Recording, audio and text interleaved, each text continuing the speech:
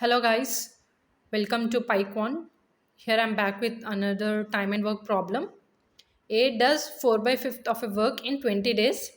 Then B joins and leftover work together they complete in 3 days. So how long B alone would take to do the whole work? Whole work means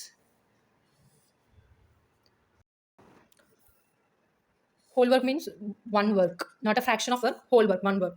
So it is given that A did 4 by 5th of work in 20 days. A plus B together they completed remaining or leftover work, that is 1 minus remaining 4 by 5th of work in 3 days. Here 4 by 5th work, here leftover is 1 by 5th of work, right? So let us find out A's 1 day work.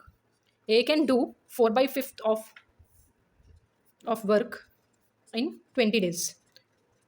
In 1 day, how much work he can do? That is 1 by 20 into 4 by 5th. So 1 day he can do 1 by 25th of work, 1 day work. A can do 1 by 25th of work in 1 day. Now it is given that A plus B, they have completed leftover work in 3 days. A plus B have done 1 by 5th of work in 3 days. So let us find out how much work it has been done by them on 1 day. That is 1 by 3 into 1 by 5 of work, which is nothing but 1 by 15th of work. So A plus B together on 1 day, they can complete 1 by 15th of work. So here we got A can do 1 by 25th of work in 1 day, whereas A plus B can do 1 by 15th of work in 1 day. So can we find how much work B has done on 1 day? A plus B minus B is nothing but, there's a formula direct here. Here 1 by 25th, here 1 by 15th.